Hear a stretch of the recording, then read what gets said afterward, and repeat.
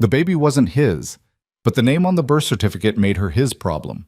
When Lena Cross gave birth alone in a city hospital with nothing but debt and desperation, she thought the nightmare was ending.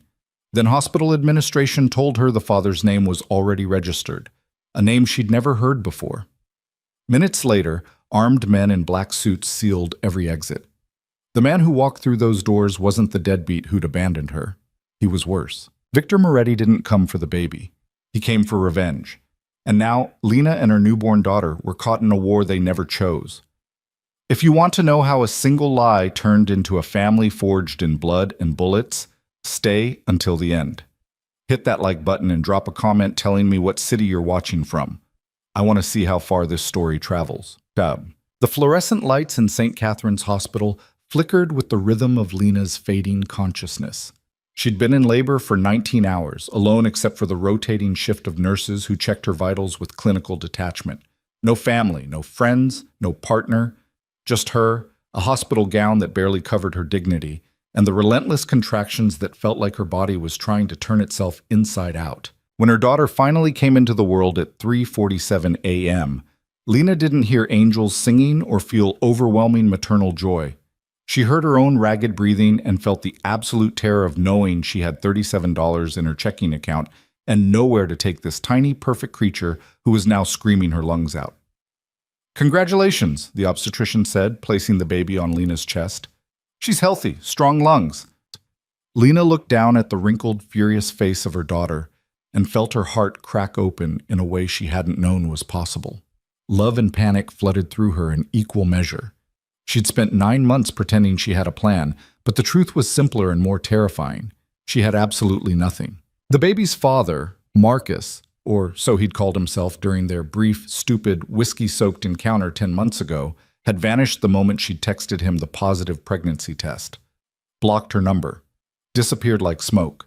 She'd tried to find him, spent weeks searching social media, asking around the bar where they'd met, but it was like he'd never existed at all. Now, holding this fragile life against her chest, Lena realized she'd been living in denial. She had no job, fired from the diner 3 months ago when morning sickness made her useless. No apartment, evicted 2 weeks before her due date. She'd been sleeping in her car, showering at the gym, eating whatever she could shoplift or afford. The hospital social worker had already started making noises about temporary foster care and getting back on your feet. "Ms. Cross?" A different nurse appeared, older, with kind eyes that somehow made everything worse. "We need to complete some paperwork." Lena nodded, too exhausted to speak.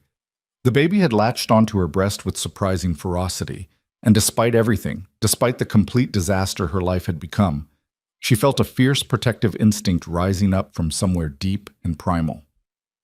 The nurse pulled up a chair beside the bed, tablet in hand. "I just need to verify some information. Your full name is Lena Marie Cross, correct?" "Yes." "Date of birth, March 14th, 1998? "Yes." "And the father's information?" The nurse's voice trailed off, her expression shifting to confusion. She tapped the screen several times, frowning. "That's odd." "What's odd?" Lena's arms tightened around her daughter instinctively. "The father's information was already entered into the system before you arrived at the hospital." Lena's blood went cold. "That's impossible. I never filled out any forms. I came through the emergency entrance during labor. I barely remember giving you my own name." The nurse's frown deepened. She turned the tablet around, showing Lena the screen. There, in official hospital database formatting, was information that shouldn't exist. Father, Victor Adrian Moretti. Contact, restricted. Emergency authorization, active legal status, recognized guardian. "I don't understand," Lena whispered. "I've never heard that name in my life." According to this, the information was submitted 6 hours ago by a legal representative. There's a court order attached granting parental rights and... The nurse stopped abruptly, her face going pale as she read further. "Ms. Cross, I need to get the hospital administrator, right now." "Wait, what's happening? Who is Victor Moretti?" But the nurse was already moving toward the door, her professional composure cracking around the edges. "Just stay calm. Don't leave this room." "Don't leave?" Lena looked down at her daughter, still nursing peacefully, oblivious to the chaos. Where exactly did they think she could go? She couldn't even stand up without help. 10 minutes passed, then 20. Lena watched the clock, her mind racing through possibilities, none of them good. Some kind of identity theft, a bureaucratic mistake? But the detail in those forms, the legal language, the court orders, that wasn't a clerical error. The door opened. The hospital administrator entered first, a thin man in his 50s whose expensive suit looked uncomfortable on his nervous frame. Behind him came 2 security guards, which was already strange enough. But what made Lena's heart stop was the third man. He was tall, maybe 6'2", with dark hair shot through with silver at the temples. His suit probably cost more than Lena had earned in the past year. Everything about him radiated control, from his measured stride to the way he scanned the room with cold, assessing eyes. But it was his face that truly frightened her. Handsome, yes, in a brutal, carved-from-granite way, but utterly devoid of warmth. This was a man who'd looked at violence and felt nothing. "Ms. Cross," the administrator said, his voice shaking slightly, "this is Mr. Moretti. He has legal documentation establishing paternity, and—" "I've never met this man in my life," Lena interrupted, pulling the blanket tighter around her daughter. "This is insane. Call the police." The administrator exchanged glances with the security guards, who suddenly looked like they wanted to be anywhere else. Victor Moretti hadn't moved from his position near the door, but his presence filled the room like a physical force. "Perhaps we could speak privately," Moretti said. His voice was surprisingly soft, almost gentle, which somehow made him more terrifying. "Ms. Cross and I have matters to discuss that don't concern the rest of you." "Hospital policy requires—" the administrator began. "I'm aware of hospital policy." Moretti reached into his jacket. Everyone in the room tensed and produced a leather document folder. "I'm also aware that my legal team has provided every necessary authorization. Unless you'd like to discuss this matter further with Judge Castellano, I suggest you give us privacy." The administrator's face went from pale to gray. He recognized the judge's name. Everyone in the city knew Judge Castellano, and everyone knew he didn't make rulings that could be appealed or ignored. 5 minutes, the administrator managed. "We'll be right outside." They fled. Actually fled, like soldiers retreating from a battlefield. The door closed with a soft click that sounded like a prison lock in the sudden silence. Lena held her daughter so tightly, the baby made a small noise of protest. "Stay away from us." Moretti moved then, but not toward her. He walked to the window, looking out at the city lights spreading across the pre-dawn darkness. "The man you knew as Marcus Reed, that wasn't his real name. His real name is Daniel Cross. Your distant cousin, though I doubt you knew that." Lena's mind reeled. "I don't have any cousins. My family—" "Your father's side. A strange branch.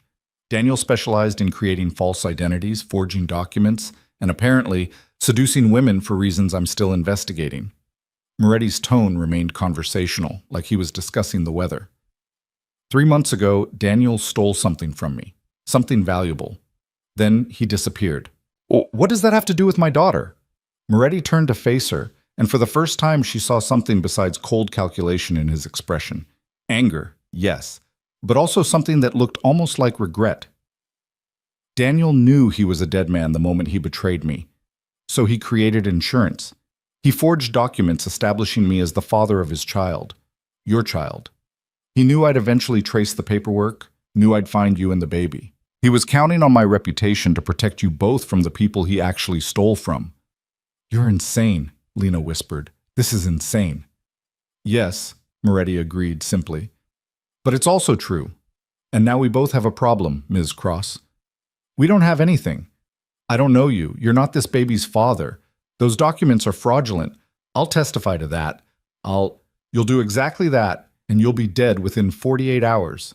Moretti's voice hardened. "The people Daniel stole from aren't interested in legal technicalities. They want revenge. They want blood.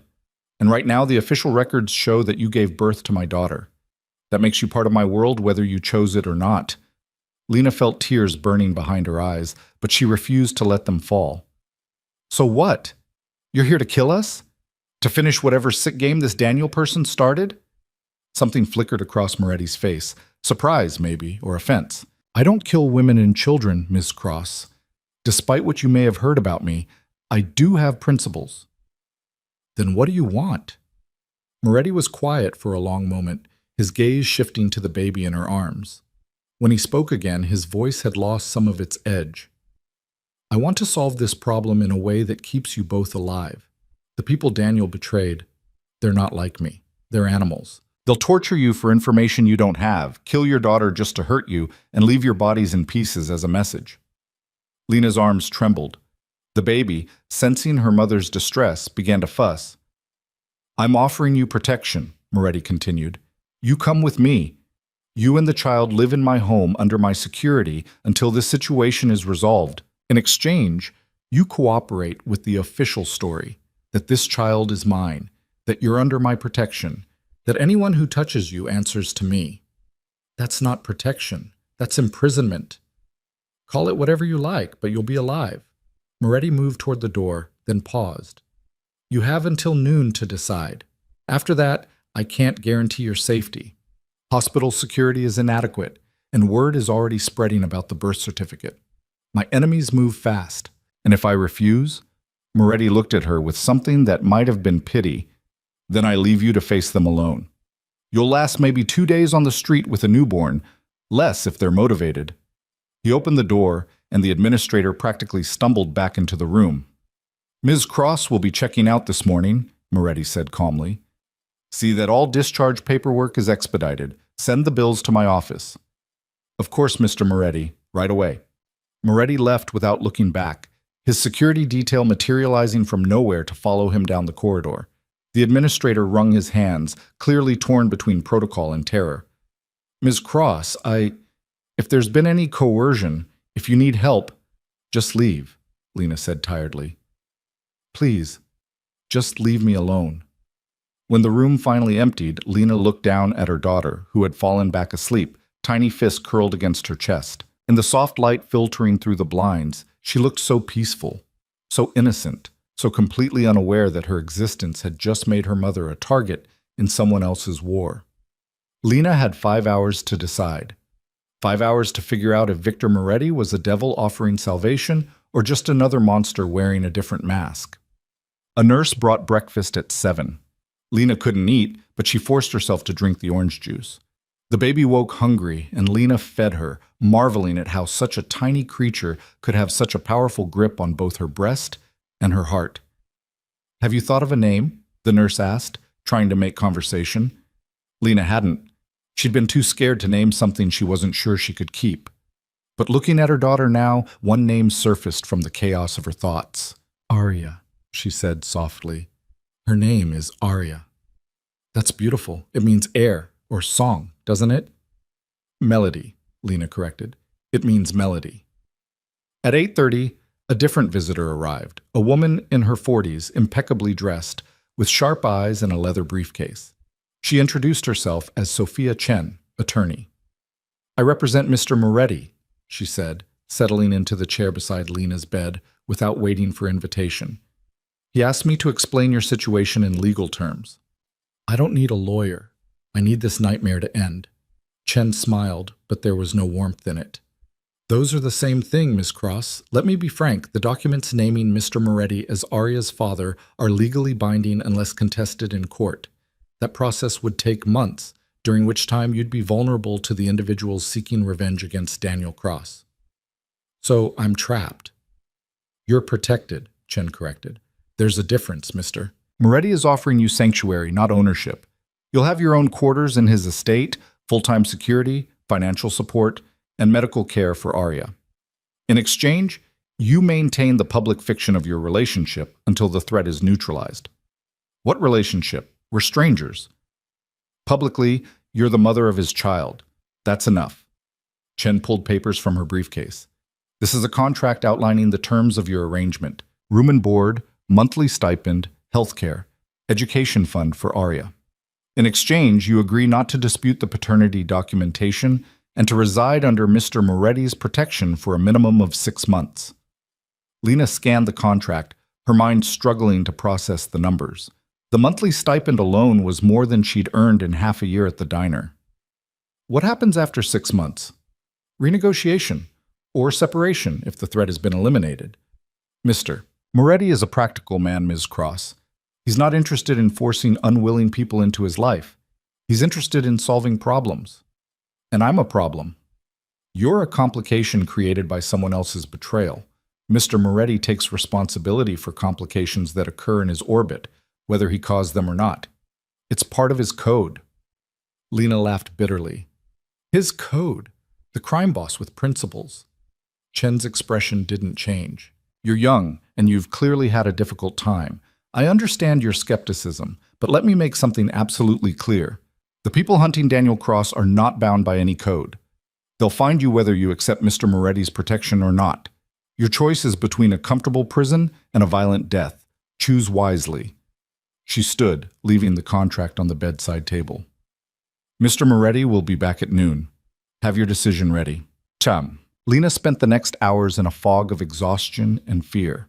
She tried to think rationally, to see another option, any option that didn't involve putting herself and Arya in the hands of a man whose name made hospital administrators shake. But every scenario ended the same way, her and Arya alone, defenseless, hunted. She thought about running, taking Arya and disappearing. But where? She had no money, no resources, no safe place to go. And if Moretti could find her in a hospital, if Daniel could forge documents sophisticated enough to fool the legal system, how long would it take these mysterious enemies to track her down? At 11:45, Lena signed the contract. At noon exactly, Moretti returned. This time he came alone, dressed more casually in dark slacks and a black sweater that did nothing to make him less intimidating. You signed, he observed, picking up the contract. I didn't have a choice. Everyone has choices, Ms. Cross. You made the smart one. He folded the contract precisely, sliding it into his jacket pocket. My car is waiting. Can you walk? I'm not an invalid. You gave birth 12 hours ago. It's not weakness to accept help. Lena wanted to argue, but the truth was standing made her dizzy. She'd lost more blood than the doctors liked, and they'd wanted to keep her another day for observation. But Moretti's presence had overruled their medical judgment. He gestured toward the door. Two women entered, not nurses, but clearly professional caregivers. They helped Lena into a wheelchair without asking permission, their movements efficient and practiced. Where's Arya? Lena demanded. Already secured in the car seat, properly installed, safety checked twice. She's fine. The precision of it, the preparation, the assumption that Lena would comply, should have angered her. Instead, it just made her feel small. Moretti had orchestrated this entire situation, down to the last detail, while she'd spent the hours agonizing over a decision that had already been made for her. The hospital corridors were eerily empty as they made their way to the exit. Moretti walked slightly ahead, his posture relaxed but his eyes constantly scanning. Whatever he saw in those empty hallways satisfied him because he nodded once to himself. The car waiting at the loading dock wasn't what Lena expected. She'd pictured something ostentatious, a limousine maybe, or some ridiculous luxury sedan. Instead, it was a black SUV with tinted windows, armored if the way it sat on its suspension was any indication. Two more SUVs idled in formation, one in front and one behind. Arya was indeed already strapped into a car seat that probably cost more than Lena's old vehicle.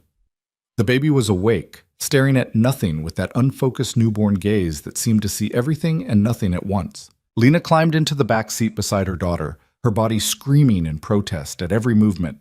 Moretti slid in from the other side, maintaining careful distance.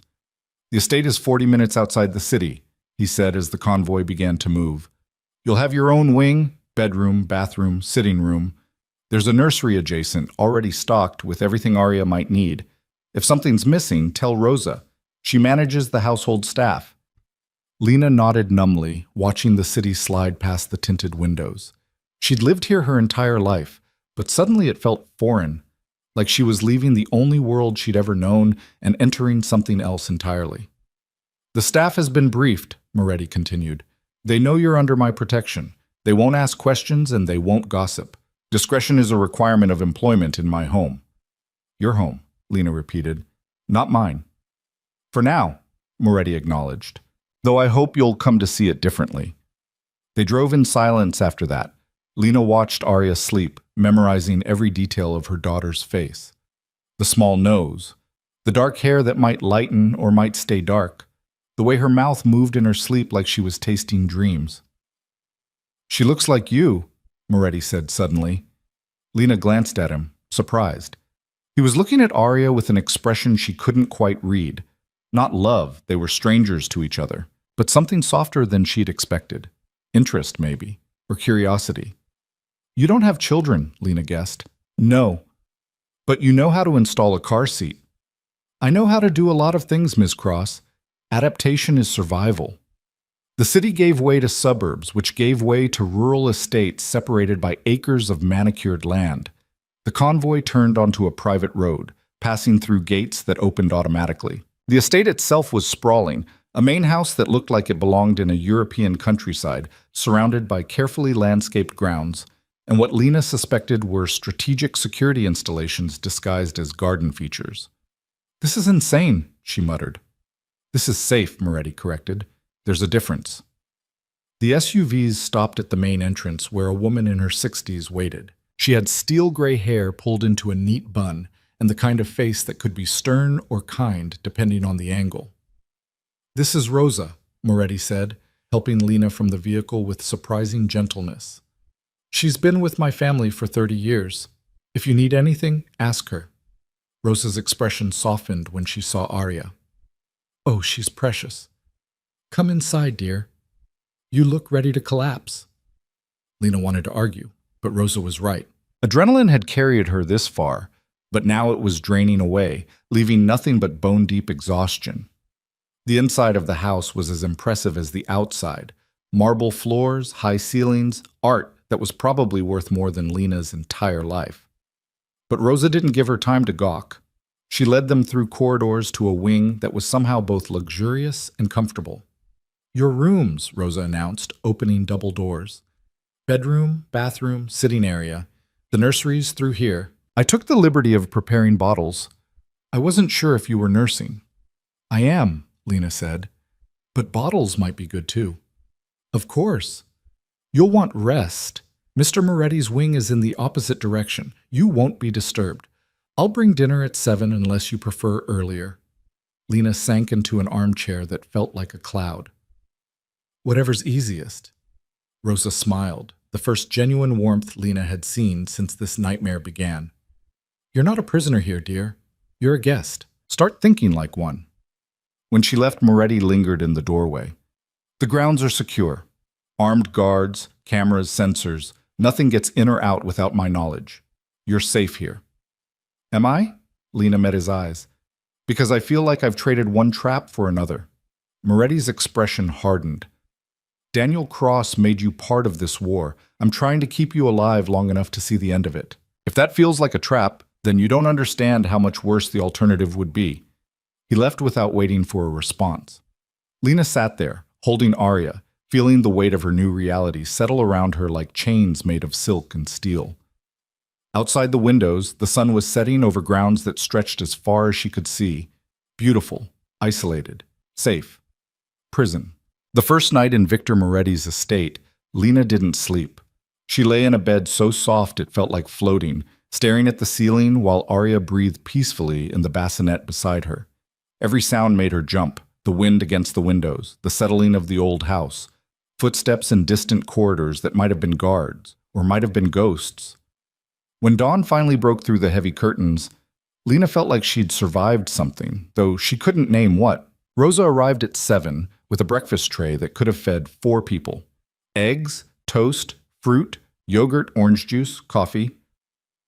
She set it on the sitting room table and surveyed Lena with the practiced eye of someone who'd spent decades reading people. "You didn't sleep," Rosa observed. "How could you tell?" 30 years in this house teaches you to recognize exhaustion. Eat. You're nursing. You need the calories." Lena wanted to argue, but her stomach betrayed her with a loud growl. She picked at the eggs while Rosa moved to the bassinet, making soft cooing sounds at Arya. "She's beautiful," Rosa said. "Strong lungs when she's hungry. I noticed around 4 this morning." "I'm sorry if we disturbed anyone," Rosa laughed, a warm sound that seemed out of place in this cold mansion. "Dear, Mr. Moretti's wing is on the opposite side of the house. And even if it wasn't, babies cry. It's what they do. No apologies necessary." Does he? Lena hesitated, unsure how to phrase the question. Does Mr. Moretti usually bring women here? Rosa's expression shifted, becoming carefully neutral. Mr. Moretti values his privacy. What I can tell you is that in all my years here, you're the first woman who stayed in these particular rooms. He had them prepared specifically for you and Arya. That information settled uneasily in Lena's stomach. She'd assumed this was routine for him. Acquire a problem, store it somewhere secure, forget about it. But if he'd prepared rooms, stocked a nursery, made arrangements, that suggested something more deliberate, more personal. What does he expect from me? Lena asked quietly. Rosa sat down across from her, her weathered hands folded in her lap. That's a question you'll need to ask him yourself. But if you want my opinion, and you didn't, but I'm giving it anyway, I think he expects you to survive, to take care of your daughter, to accept protection without fighting it at every turn. Beyond that? She shrugged. Mr. Moretti keeps his own counsel. A soft knock interrupted them. One of the security guards stood in the doorway, young, muscular, with a kind of alert posture that suggested military training. Miss Cross, Mr. Moretti requests your presence in his study when you're ready. No rush. Lena's heart rate spiked. Did he say why? Just that you should bring Arya. Rosa will show you the way. He left before Lena could respond. She looked at Rosa, who was already standing, smoothing her apron. Finish eating first, Rosa said firmly. Mr. Moretti can wait 5 minutes. And change if you'd like. There are clothes in the closet. I took the liberty of estimating your size. The closet was full of clothes that definitely weren't hers. Simple, comfortable pieces that looked expensive but not showy. Jeans that fit perfectly. Soft sweaters. Practical shoes. Lena chose dark jeans and a gray sweater, feeling strange putting on clothes that someone else had selected for her body. When she was ready, Rosa led her through the mansion's corridors. In daylight, the house was less intimidating but more confusing. Hallways branched in unexpected directions. Rooms opened onto rooms. Artwork hung on every wall. Some of it beautiful, some of it disturbing, all of it probably worth a fortune. How big is this place? Lena asked. 23 rooms, not counting staff quarters. Mr. Moretti's grandfather built it in the 50s when the family first came to America. It's been expanded twice since then. They stopped at a heavy wooden door.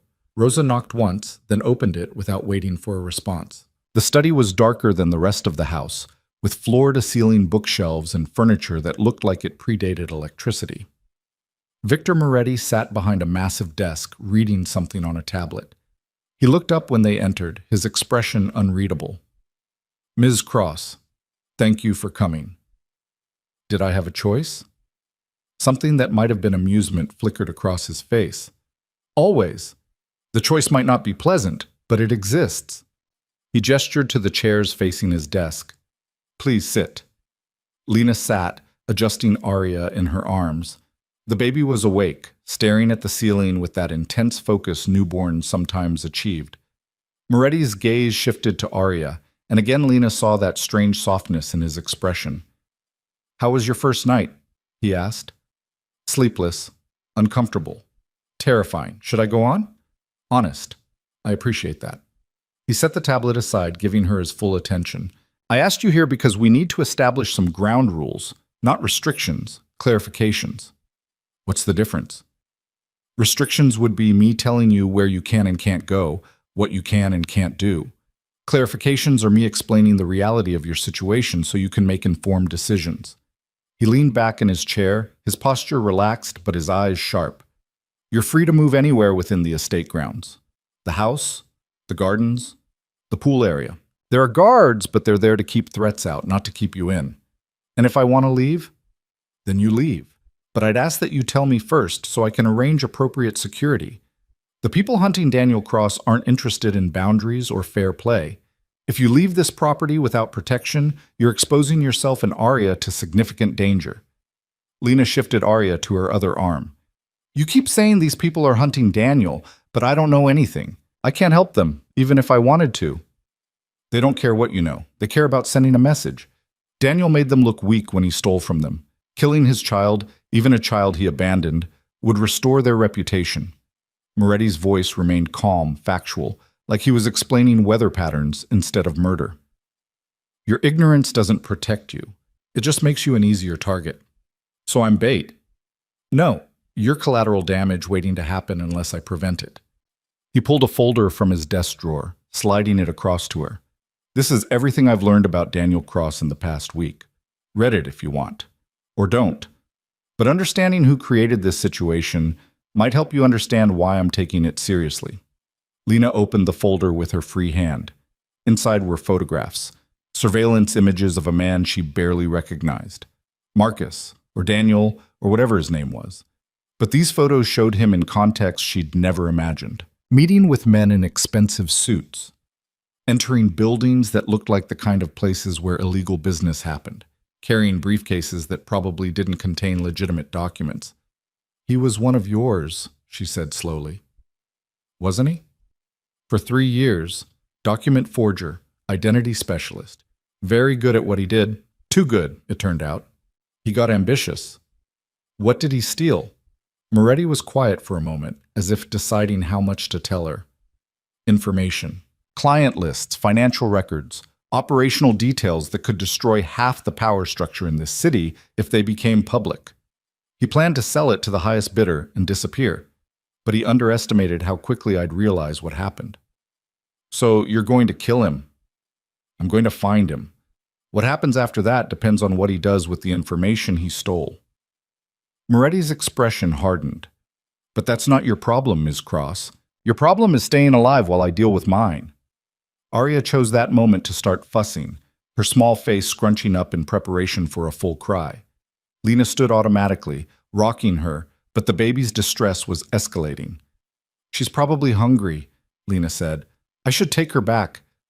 Feed her here if you'd like. I'll turn around if it makes you more comfortable. The offer surprised her. She'd expected dismissal, not accommodation. Lena hesitated, then settled back into the chair, arranging her sweater to nurse Arya. Moretti did turn around, facing the window that overlooked his manicured grounds. I have a daughter, he said suddenly. Had. She died when she was 6 months old. Lena froze. I'm sorry. It was 15 years ago, a car accident. My wife was driving. His voice remained steady, but something in his posture shifted. A tightness in his shoulders, a rigidity in his spine. They told me she didn't suffer. I've never believed that. How could a 6-month-old understand why her mother wasn't responding, why the world was ending in metal and glass? Is that why you... Lena trailed off, unsure how to finish. Why I what? Why I didn't kill you and Arya when Daniel's plan first surfaced? Why I'm housing you instead of using you as leverage? He turned back around, and his eyes were different now, older, haunted. Maybe. Or maybe I just know what it's like to hold something that small and understand how easily the world can destroy it. Arya had latched on and was nursing peacefully. Moretti's gaze dropped to her, then quickly away, like the sight caused him physical pain. My wife's name was Elena, he continued. Our daughter was Sophia. After they died, I told myself I'd never be vulnerable like that again. Love makes you weak, makes you hesitate, makes you human in ways that get you killed in my world. And yet here I am. Yes, here you are. A complication I should eliminate but won't. Draw your own conclusions about what that means. Lena met his eyes across the desk. It means you're not the monster everyone thinks you are. Don't mistake one moment of humanity for redemption, Ms. Cross. I've done things that would make you sick. I've hurt people, killed people, destroyed lives to protect my interests. The fact that I'm choosing not to hurt you doesn't make me good. It just makes me tired. The admission hung between them like a confession. Lena didn't know what to say, so she said nothing. They sat in silence while Arya nursed. The only sounds, the ticking of an antique clock and the baby's soft, satisfied noises. Finally, Moretti stood. That's all I wanted to discuss. You're free to go. Rosa will show you the rest of the house if you're interested. There's a library on the 2nd floor, a gym in the east wing, gardens if you feel like walking. Make yourself at home. This isn't my home. Not yet, he agreed, but it could be, if you let it. Lena gathered Arya and stood to leave. At the door, she paused. The people hunting Daniel. When you find him, when this is over, What happens to us? Moretti's expression was impossible to read. That depends on what you want to happen. You signed a 6-month contract. After that, you're free to leave with full financial support. Or you can stay if the arrangement suits you. The choice will be yours. Will it? Or will there be another crisis? Another reason I can't leave. I don't keep people who don't want to be kept, Miss Cross. When you're ready to go, I'll let you go. You have my word. The word of a crime boss. The word of a man who lost his daughter and won't use another child as a chess piece. He turned back to his desk, dismissing her. Even monsters have limits. Lena left before he could see the tears in her eyes. She didn't know if she was crying for him, for his dead daughter, or for herself and the impossible situation she couldn't escape. Rosa was waiting in the hallway, her expression knowing. Come, I'll show you the gardens. Fresh air will do you both good. The gardens were extensive, acres of carefully maintained grounds with walking paths, fountains, and secluded benches. Guards were visible at the perimeter, but they kept their distance, giving the illusion of privacy. Lena walked slowly, her body still recovering from childbirth, while Rosa pointed out various features. Mr. Moretti's wife designed these gardens, Rosa said. Elena had a gift for making beautiful things.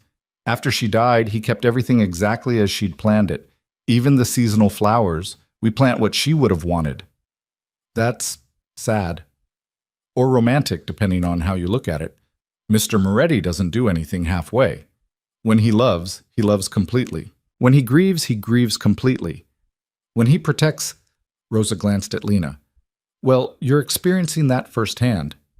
They stopped at a fountain featuring a bronze sculpture of a woman holding a child. The detail was breathtaking, the tender curve of the woman's back, the child's small hand reaching for her face. Lena felt something twist in her chest. Elena? She guessed. And Sophia. He commissioned it 2 years after they died.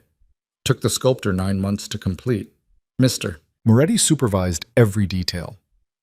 Lena looked at the statue, then down at Arya in her arms. What kind of man built monuments to loss while building walls against connection? What kind of man saved strangers while mourning the family he couldn't save? Rosa, what does he really want from me? Rosa was quiet for a long moment, studying the fountain. I think he wants to save you. Not because he needs to, but because he couldn't save them. I think every time he looks at Arya, he sees Sophia. Every time he ensures your safety, he's rewriting history, giving himself the chance to protect what he lost. She met Lena's eyes. That's not your responsibility to heal him, mind you, but it might help you understand why a man who should see you as a problem treats you like something precious. That night, Lena had dinner brought to her room. She wasn't ready to face Moretti again, wasn't ready to navigate the complicated emotions their morning conversation had stirred up. Rosa brought the tray herself, along with news. Mr. Moretti will be away for a few days, business in the city. He wanted me to tell you that security will be doubled in his absence, but you shouldn't worry. Should I be worried that he thinks I might worry? Rosa smiled. He's cautious. It's kept him alive this long. She paused at the door. Oh, and he left something for Arya, in the nursery. He said you could throw it away if you preferred. After Rosa left, Lena went into the nursery. On the changing table sat a small music box, intricately carved wood with delicate metalwork. She wound it carefully, and a gentle melody filled the room, a lullaby she didn't recognize but that felt immediately familiar, like something remembered from a dream. Tucked inside was a note in precise handwriting. Elena used to sing this to Sophia. I thought Arya might like it. V. Lena stood there, holding the music box, feeling the weight of a dead woman's lullaby and a broken man's gesture of, what? Kindness, manipulation, hope? She didn't throw it away. The next 3 days passed in a strange rhythm. Lena cared for Arya, explored the house, avoided thinking too hard about her situation. Rosa became a constant presence, not intrusive, but there whenever Lena needed something. The guards remained professional and distant. The house staff went about their business like Lena was just another piece of furniture. On the 4th day, Moretti returned. Lena was in the library when she heard the cars arrive. She'd discovered the library on her 2nd day and had been returning every afternoon while Arya napped. The room was 2 stories tall with a spiral staircase leading to a 2nd-level balcony. Books lined every wall, classics, contemporary fiction, histories, technical manuals. Someone in this house was an actual reader, and Lena suspected it wasn't the guards. She was curled in a leather armchair with a novel she'd found when Moretti appeared in the doorway. He looked exhausted, his suit rumpled, dark circles under his eyes. But he smiled when he saw her. "I'm glad someone's using this room. Most of these books haven't been touched in years." "They're yours?" "My father's, mostly. He believed education was power. Made me read 4 books a month from the time I was 8. Moretti moved to the shelves, running his fingers along the spines with obvious affection. "I hated it then. Appreciate it now." "Did your business go well?" His smile faded. "As well as could be expected. We have a lead on Daniel's location. My people are tracking it down." "And the people he stole from?" "Getting impatient, making noise about retribution. Nothing concrete yet, but they're posturing." He pulled a book from the shelf, something thick and leather-bound. "How has Arya been?" "Perfect. Terrible. Both. She's a baby." "The music box, did she like it?" Lena set her novel aside. "We listen to it every night before bed. It calms her down when nothing else works." Something in Moretti's expression eased. "Good. That's good." He hesitated, then asked, "Have you been comfortable? Is there anything you need?" "Why do you care?" The question came out harder than Lena intended, but she was tired of dancing around the truth, tired of pretending this situation made sense. Moretti closed the book and returned it to the shelf. "That's a fair question. The honest answer is, I don't know. Logically, you're a liability. Keeping you here exposes me to risk, ties up resources, creates complications I don't need. But when I think about sending you away, about letting you face this alone..." He trailed off, his jaw tight. "I can't do it. Whether that's weakness or humanity, I haven't decided. What if I told you I want to leave? Then I'd ask why. And if your reasons were sound, I'd help you leave safely." "Just like that?" "Just like that." He met her eyes.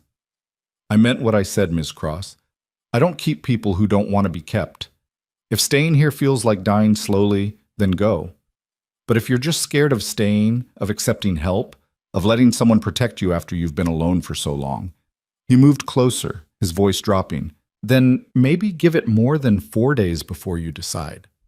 Lena's heart was racing. He was too close, close enough that she could smell his cologne, something expensive and subtle. Close enough that she could see the exhaustion in his eyes, the weight he carried that had nothing to do with physical burdens. "I don't know what you want from me," she whispered. "Neither do I," he admitted. "Maybe that's the point. Maybe we're both figuring this out as we go." A cry from the nursery shattered the moment. Arya, awake and hungry. Lena stood quickly, needing the excuse to move, to breathe, to think. "I should..." "Go," Moretti said. "Take care of your daughter. We can talk more later. Or not. Whatever you need."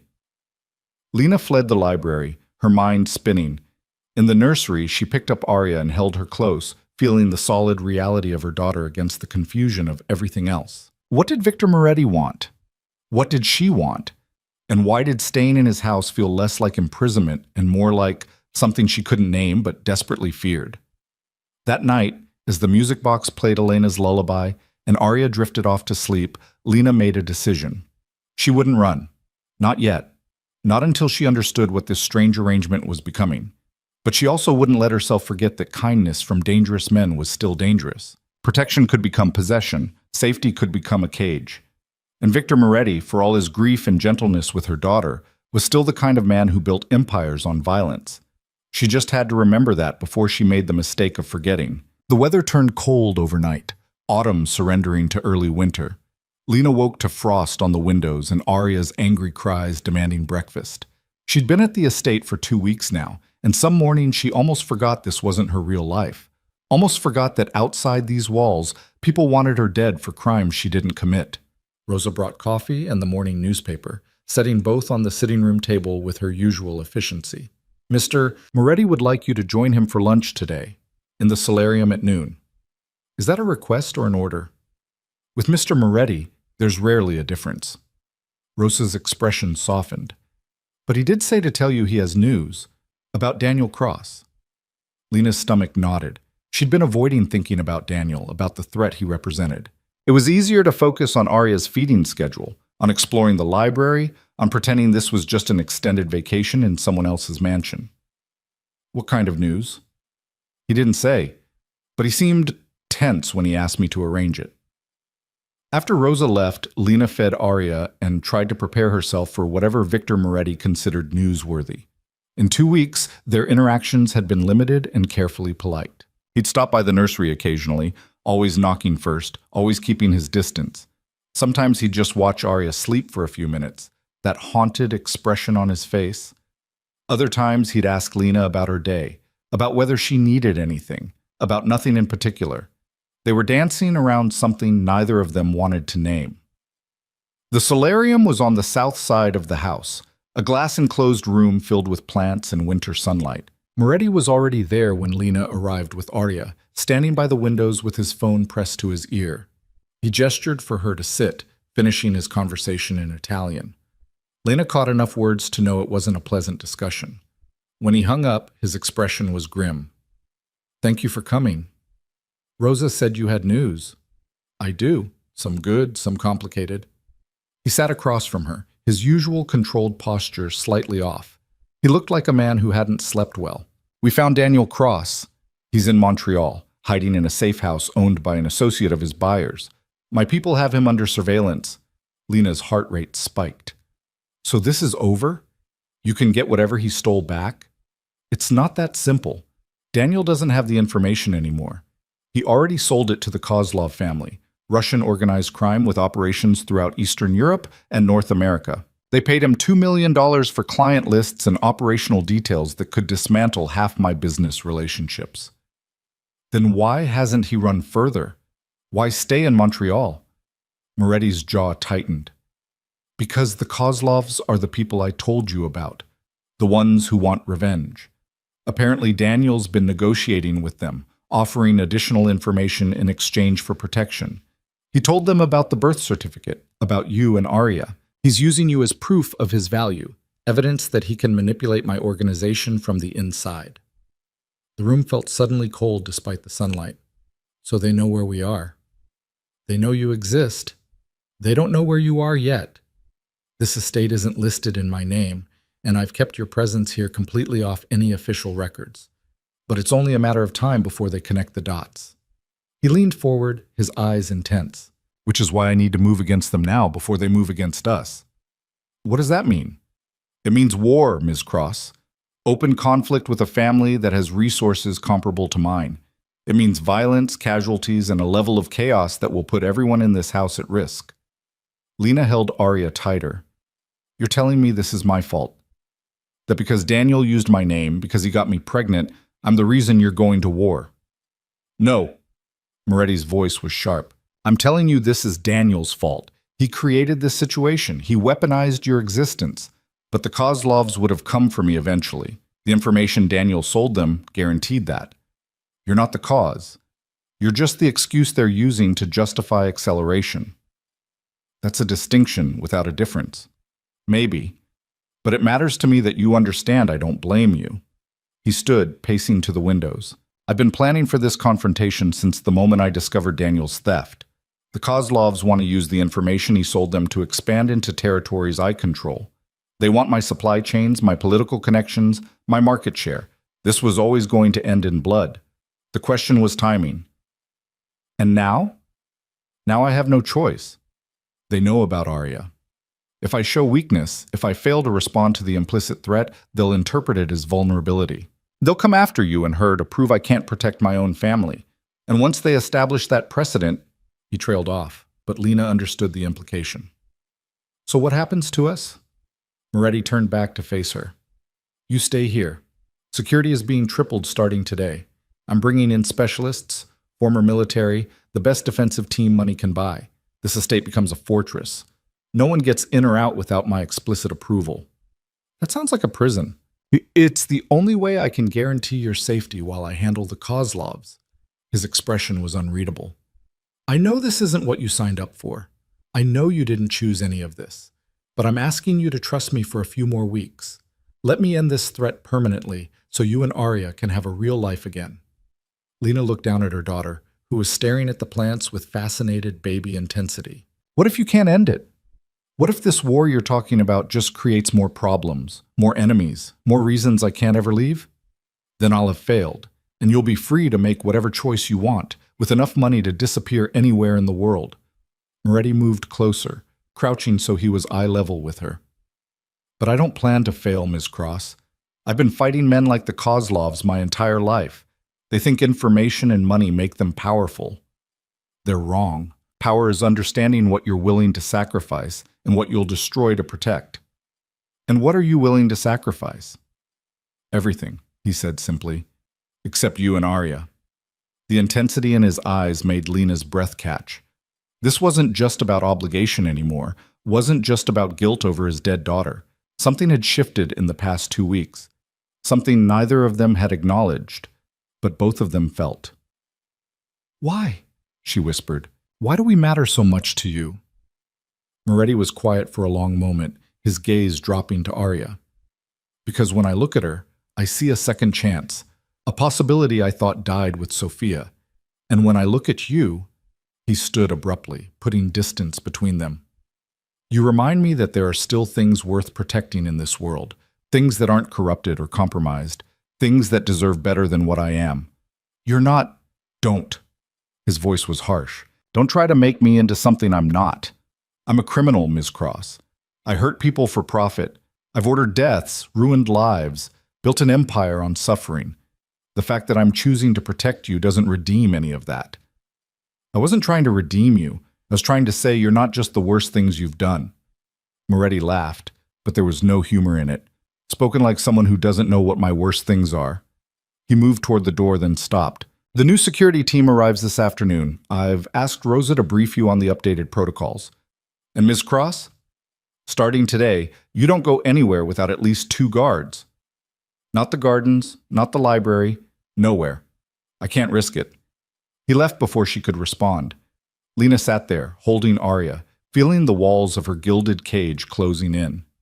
The new security team was unlike anything Lena had experienced. The guards she'd grown accustomed to were professionals, certainly, but these newcomers were something else entirely.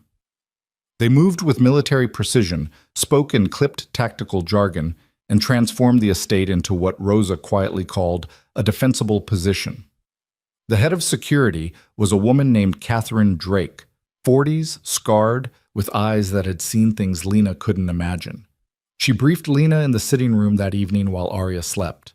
Threat assessment indicates elevated risk of incursion within the next 72 hours, Drake said without preamble.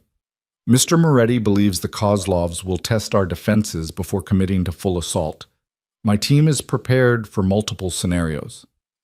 Multiple scenarios? Lena repeated. You mean ways they might try to kill us? Ways they might try to breach security. Killing is only one objective. Kidnapping, intimidation, intelligence gathering, all are possibilities. Drake's expression didn't change. My job is to ensure none of those scenarios succeed. Your job is to follow protocols without deviation. What protocols?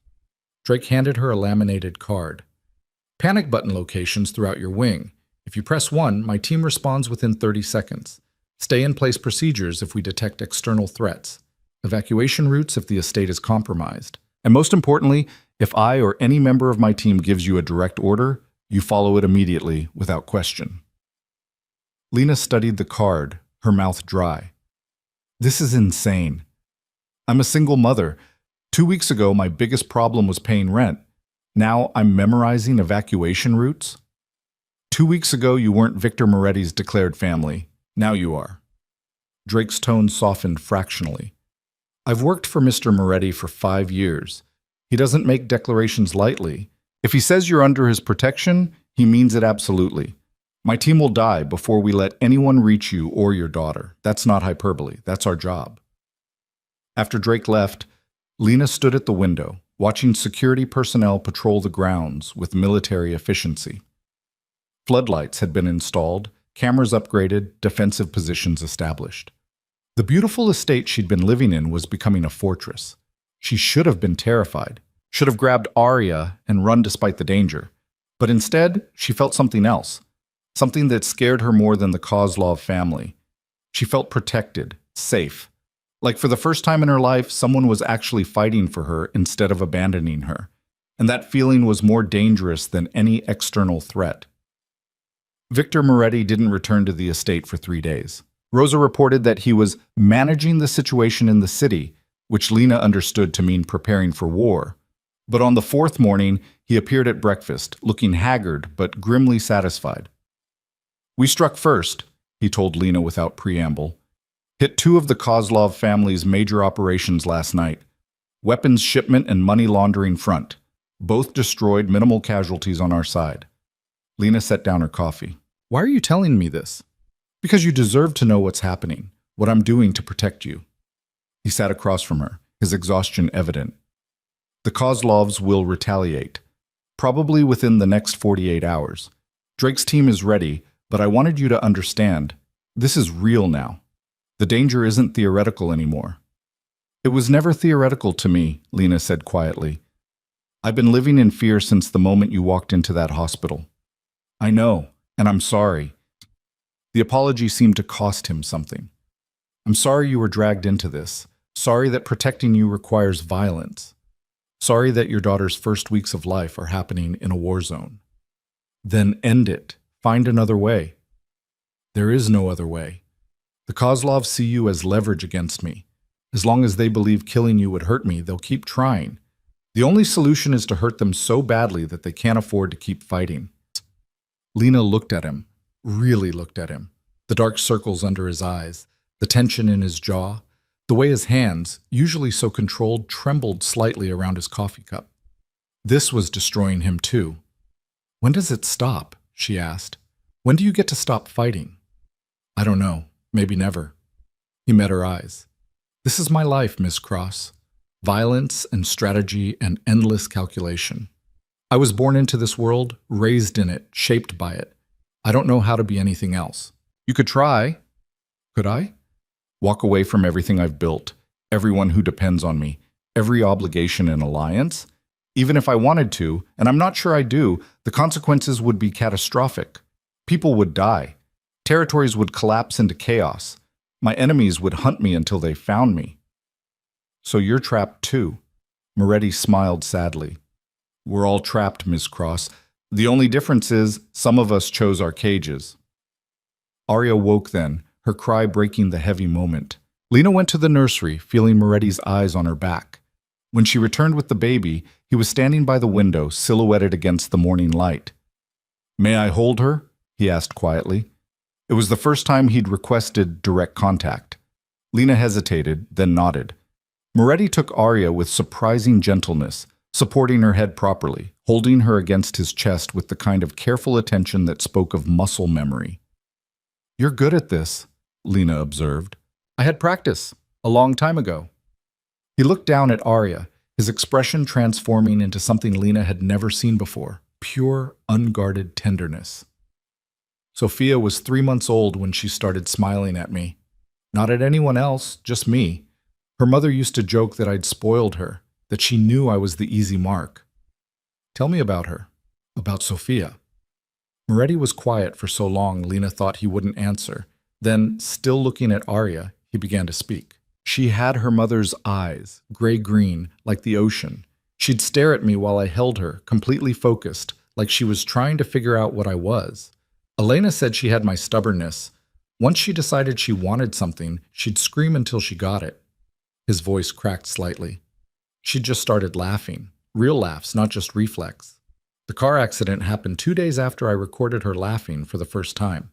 I still have that recording. I haven't been able to listen to it in 15 years. Lena felt tears burning her eyes. "I'm sorry. I can't imagine losing Arya." "Don't imagine it. Never imagine it. The moment you do, the fear becomes paralyzing." He looked up at her, and his eyes were wet. "That's why I'm fighting so hard, Miss Cross. Not because of obligation or strategy or guilt, but because I know exactly what it feels like to fail at protecting what matters, and I can't survive that feeling again." Before Lena could respond, Arya grabbed Moretti's finger, wrapping her tiny hand around it with infant strength. He froze, staring at the small hand holding his, and something broke in his expression. Not weakness, but release, like a dam giving way. She's holding on to me, he whispered. Babies do that. It's a reflex. I know, but it's been so long since... He closed his eyes, breathing carefully. When he opened them again, he'd regained control. I should go. Strategy meeting in an hour. The Kozlovs are moving assets and we need to anticipate their response. He handed Arya back to Lena, but his finger lingered in the baby's grip for a moment longer than necessary. Then he left, moving quickly, like he was fleeing something he couldn't fight. Lena stood there, holding her daughter, understanding with absolute clarity that Victor Moretti was no longer protecting them out of obligation. He was protecting them because he'd already lost his heart to them. The retaliation came at 2 a.m, 3 days later. Lena woke to alarms and shouting. Arya was screaming, terrified by the sudden noise. Before Lena could process what was happening, Drake burst through the door with 2 team members. Breach at the north perimeter. Stay in place protocol. Move to the safe room, now.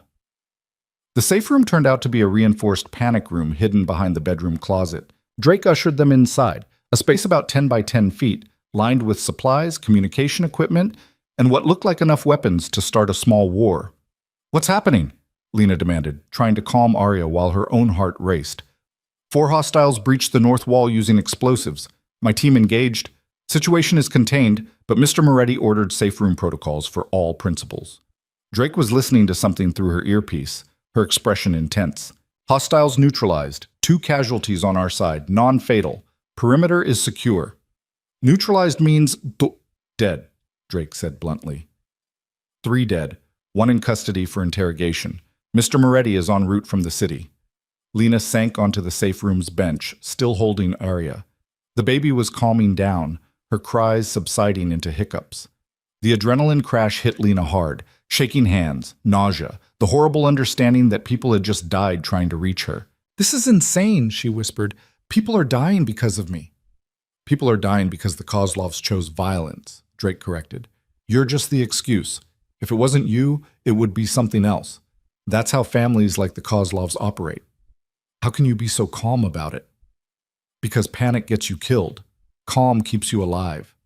Drake's earpiece crackled. Copy that. Miss Cross, Mr. Moretti wants to speak with you. Video call. She handed Lena a tablet. Victor Moretti's face filled the screen. He was in a car, city lights blurring behind him. Are you hurt?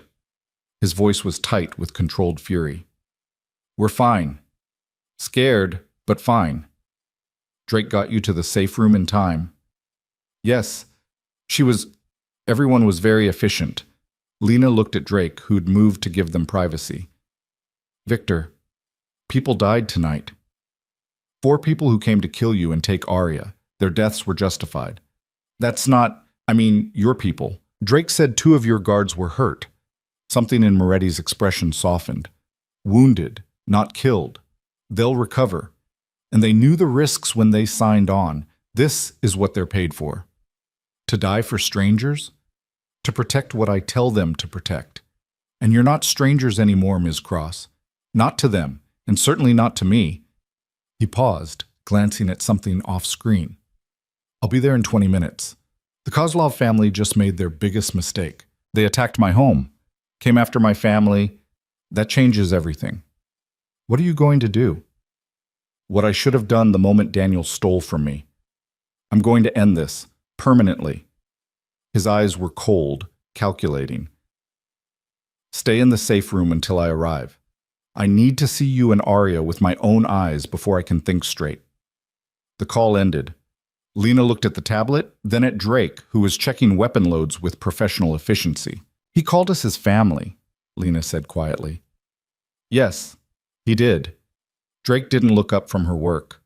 That means something coming from Mr. Moretti. He doesn't use that word lightly. But we're not his family. What you are is complicated. What he believes you are is simpler. And in this world, what Victor Moretti believes becomes reality. Drake finally looked at her. He lost his family once. He won't survive losing another, which means this war just became total. The Kozlovs should have left you alone. Moretti arrived exactly 20 minutes later. He came into the safe room still wearing his coat, moving straight to Lena and Arya without acknowledging anyone else. He didn't ask permission, just pulled them both into his arms, holding them with desperate intensity. You're okay, he said against Lena's hair. You're both okay. Lena felt his heart racing against her, felt the tremor in his hands. This wasn't the controlled crime boss or the strategic mastermind. This was a man who'd been terrified. We're okay, she confirmed. Drake protected us. He pulled back slightly, looking at Drake. Casualty report? Martinez took shrapnel to the leg. Kowalski has a concussion. Both stable. All 4 hostiles neutralized, 1 alive for interrogation. Kozlov family signature on the weapons and tactics. This was their team. Where's the survivor? Basement holding, waiting for you. Moretti's expression hardened. He looked at Lena. I need to question him. It won't be pleasant. Stay in the safe room until I'm finished. Then we'll talk. Victor, not now. His voice was gentle but firm. I need to do this while I'm still angry enough to get answers. Trust me. He left before she could argue. Drake sealed the safe room door, leaving Lena alone with Arya and her thoughts. She didn't want to imagine what Moretti meant by question. Didn't want to know what happened in that basement, but she understood with cold clarity that the man who'd held her and Arya with such tenderness was the same man who was about to torture information from a captive. And the most terrifying part was that she wasn't sure she wanted him to stop. 2 hours later, Moretti returned. His hands were clean, his clothes unchanged, but something in his eyes had altered. He'd crossed a line, done something that couldn't be undone. The Kozlovs sent 6 teams tonight, he said without preamble. Ours was the first target. The others hit my warehouses, distribution centers, and a restaurant I own. Coordinated assault meant to cripple my operations. Did it work? No, we were ready. They lost 37 men, we lost 4. The strategic advantage is now entirely mine. He sat beside her on the safe room bench, suddenly looking exhausted.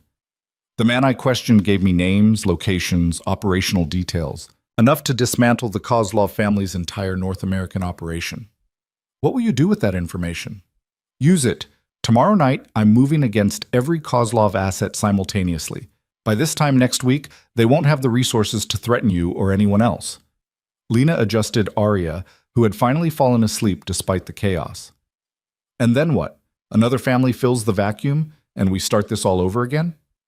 No, because I'm going to make an example of the Kozlovs that will terrify every family in North America. I'm going to show them what happens when you threaten what's mine. He looked at her, his eyes intense. This ends, Ms. Cross. One way or another, this ends soon. I don't want you to become a monster because of us. Moretti laughed bitterly. I was already a monster. I'm just finally pointing that monstrousness in a direction that matters. He reached out, touching Arya's small hand with one finger. The baby stirred but didn't wake, her tiny fingers flexing in sleep. When this is over, he said quietly, when you're safe and the threat is eliminated, I'm going to ask you to stay. Not because of the contract or the danger or any practical reason, but because somewhere in the past few weeks, you and Arya became the only good things in my life. And I'm selfish enough to want to keep good things when I find them. Lena's breath caught. Victor, you don't have to answer now, or ever if you don't want to, but I needed you to know. Whatever happens in the next few days, whatever you see me do or hear about me doing, it's all in service of keeping you safe, of earning the right to ask you to stay. He stood, moving toward the door. Drake will take you back to your rooms. Get some sleep if you can. Tomorrow is going to be difficult. After he left, Lena sat in the safe room, holding her daughter, feeling the weight of everything unsaid between them. Victor Moretti was going to war for her, was willing to destroy an entire criminal family to keep her and Arya safe. And somewhere in the chaos and violence and fear, she'd stopped seeing him as her captor and started seeing him as something far more dangerous. She'd started seeing him as someone she could love, and that realization terrified her more than any external threat ever could. The morning after the attack, the estate felt different. Guards patrolled with weapons visible instead of concealed. Construction crews worked on reinforcing the damaged north wall. The illusion of peaceful sanctuary had shattered, replaced by the stark reality of what Victor Moretti's world actually looked like. Lena stood at her bedroom window, watching workers repair blast damage, while Arya slept in her bassinet. She hadn't slept at all. Every time she closed her eyes, she heard the alarms, the shouting, the distant gunfire. She kept replaying the moment Drake had burst through her door, the efficiency with which they'd been moved to safety, the casual way Drake had announced that people were dead. A soft knock interrupted her thoughts. Rosa entered with breakfast, but her usual warmth was muted. "How are you holding up, dear?" "I don't know. Is that a normal answer?" Rosa set the tray down, then surprised Lena by pulling her into a brief, fierce hug. "There's nothing normal about what you're going through, but you're stronger than you think. You got through last night. You kept Arya calm. You didn't fall apart." "I wanted to," Lena admitted. "I wanted to grab her and run and never look back." "But you didn't. You trusted Mr. Moretti's people to protect you, and they did." Rosa released her, smoothing Lena's hair with maternal efficiency. "That takes courage. Or stupidity. I'm not sure which.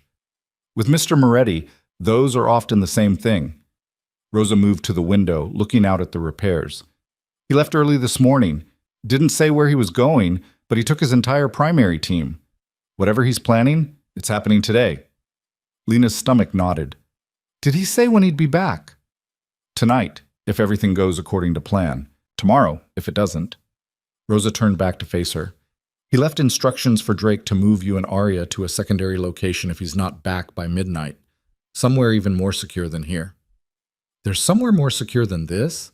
"Mr. Moretti has contingencies for his contingencies, dear. It's how he survived this long." Rosa hesitated, then added, "He also left something for you, in his study. He said you could read it or burn it. Your choice." After Rosa left, Lena fed Arya and tried to eat breakfast, but the food tasted like ash. Her mind kept circling back to what Victor had said in the safe room. He was going to ask her to stay, not because of contracts or danger, but because he wanted her to. And the terrifying truth was that some part of her wanted to say yes. She waited until mid-morning, then asked Drake to watch Arya while she went to Victor's study. The room looked the same as always, dark wood, leather furniture, walls of books. But on the desk sat a sealed envelope with her name written in Victor's precise handwriting. Lena picked it up, feeling the weight of folded paper inside. For a long moment, she considered Rosa's words. Read it or burn it. Both options felt dangerous in different ways. She opened it. The letter was written in the same careful script as her name on the envelope. No date, no preamble, just words that felt like they'd been carved from something vital. "Ms. Cross, if you're reading this, it means I didn't come back from today's operation. Drake has orders to move you and Arya to a safe location in Canada, along with enough money to start over anywhere in the world. All legal documents linking Arya to me will be destroyed. You'll be free of this life, free of my world, free of every obligation I forced upon you. I want you to know that keeping you here was never about possession or control. It was about keeping you alive long enough to give you real choices. If I failed at that, if I've died trying to protect you, then at least I failed doing something that mattered. You asked me once why you and Arya became so important to me. The answer is simpler than you might think. When I look at her, I see possibility instead of loss. When I look at you, I see strength that hasn't been corrupted by compromise. You survived poverty, abandonment, pregnancy alone, and you still chose to fight for your daughter instead of giving up. That kind of courage is rare in my world. That kind of goodness is almost extinct. I know I'm not a good man. I've done things that would horrify you if you knew the full extent of them. But being around you and Arya has reminded me that there are still things worth protecting beyond power and territory. There are still moments worth fighting for that have nothing to do with strategy. If I survive today, I'm going to ask you to stay, to build something real with me, something that isn't based on fear or obligation. I know that's selfish. I know I don't deserve it. But I'm asking anyway because somewhere in these past few weeks, I started hoping again. And hope is more dangerous than any enemy I've ever faced. If I don't survive, then please remember me as someone who tried to do one good thing before the end, protect Arya. Give her the life she deserves, and don't let my world touch her unless she chooses it for herself. You deserved better than this situation. You deserved better than me. But I'm grateful I got to know you, even under these circumstances. You reminded me what it feels like to be human. Whatever you decide, you'll have my support and my protection for as long as I can provide it. You owe me nothing. You never did. Victor. Lena read the letter 3 times, tears streaming down her face. This wasn't the controlled crime boss or the strategic mastermind. This was a man preparing for death, leaving behind the truth he couldn't speak out loud. He loved them. Maybe he didn't use that word, maybe he buried it under talk of protection and hope and gratitude. But the emotion underneath was unmistakable. And she realized with startling clarity that she loved him too. Not the monster everyone feared, but the man who held Arya with such gentleness, who built monuments to his dead family, who was willing to destroy an empire to keep two strangers safe. She folded the letter carefully, tucking it into her pocket. Then she left the study and found Drake in the security office, monitoring multiple screens showing every angle of the estate. "I need to talk to Victor," Lena said. "Is there a way to reach him?" Drake didn't look away from the screens. "He's in the field. Communication blackout until the operation concludes." "When will that be?"